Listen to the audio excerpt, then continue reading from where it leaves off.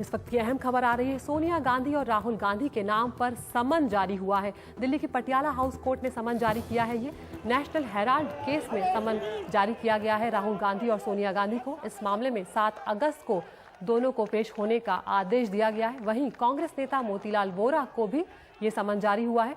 Sam Pitroda को भी ये समन जारी किया गया है। सुब्रमण्यम स्वामी जो इस वक्त बीजेपी में है, उनकी याचिका पर यह समन जारी किया गया है।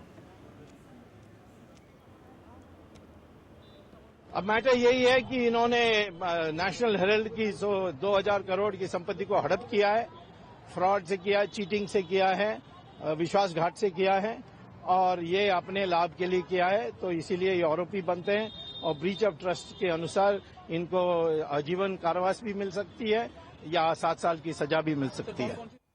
अब आपको बता देते हैं कि पूरा मामला आखिर है क्या। दरअसल जनता पार्टी के अध्यक्ष सुब्रमण्यम स्वामी ने नेशनल हेराल्ड अखबार के मामले में केस दर्ज कराकर यह आरोप लगाया था कि यंग इंडियन नाम की एक निजी कंपनी ने एसोसिएटेड जर्नल्स लिमिटेड को सिर्फ 90 करोड़ रुपए में खरीद लिया है, जबकि खरीदी गई संपत्ति के पास करीब 5000 करोड़ की संपत्ति थी।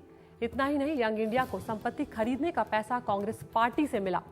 सोनिया और राहुल के अलावा इस मामले में ऑस्कर फर्नांडिस, मोतीलाल वोरा और सैम पित्रोदा को भी ये समन जारी किया गया है। तो हमारे साथ इस मामले में ज्यादा जानकारी के साथ जुड़ रहे हैं हमारे सहयोगी आशीष भार्गव। आशीष, सुब्रमण्यम स्वामी साफ तौर पर सोनिया गांधी और राहुल गांधी पर धोखाधड़ी का आरोप लगा रहे हैं, लेकिन कितनी मजबूत है उनकी दलील? क्या ये कोर्ट में ठहर पाएगी, क्योंकि समन तो अब जारी हो चुका है? जी देखिए, ये कार्रवाई आज की नहीं है, ये कार्रवाई लगातार चल रही थी। प्री समनिंग हो चुकी थी, कोर्ट संतुष्ट हो चुका था।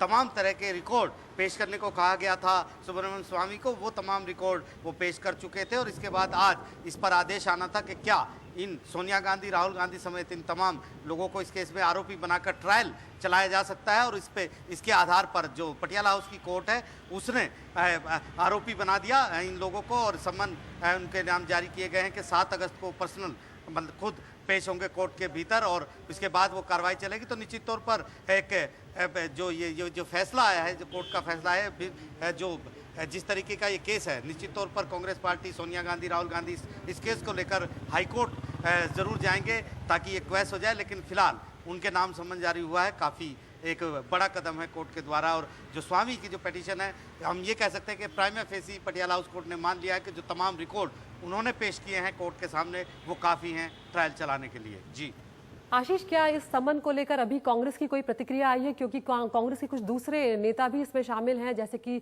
मोतीलाल वोरा का भी नाम इसमें आ रहा है और सैम पित्रोदा का भी नाम आ रहा है। तो क्या उनकी तरफ से कोई प्रतिक्रिया आई है या उन्होंने कोर्ट में कोई इसके खिलाफ कोई अर्जी दाखिल की है अब तक? जी देखिए, अभी तक ऐसी कोई अर्जी नहीं दाखिल की गई क्योंकि अभी वो स्टेज भी नहीं थी कि जहां पर अर्जी दाखिल हो। फिलहाल प्री समनिंग हुई थी मार्च के महीने में, जब कोर्ट ने कहा था सुब्रमण्यम स्वामी को कि तमाम रिकॉर्ड पेश करें, तमाम स्टेटमेंट अपनी दें, तमाम कोर्ट को सेटिस्फाई करें कि क्रिमिनल केस बनता है इन लोगों के खिलाफ। तो वो तमाम चीज़ें पेश की गई थी और आज फैसला एक तरह से हम ये कह सकते हैं कि सुब्रमण्यम स्वामी के पक्ष में गया है और कोर्ट ने ये मान लिया कि प्राइमा फेसी इतने सबूत हैं कि इस मामले में ट्रायल चलाया जा सकता है। तो फिलहाल अभी कोई प्रतिक्रिया जरूर कांग्रेस से नहीं मिली है, लेकिन निश्चित तौर पर जिस तरह का ये मामला है, 7 अगस्त को पेश होने के आदेश है कोर्ट के भीतर समन जारी हुए, तो निश्चित तौर पर इस मामले को लेकर कांग्रेस पार्टी जरूर हाई कोर्ट जाएगी इस पूरे मामले में निचली अदालत के इस फैसले के खिलाफ।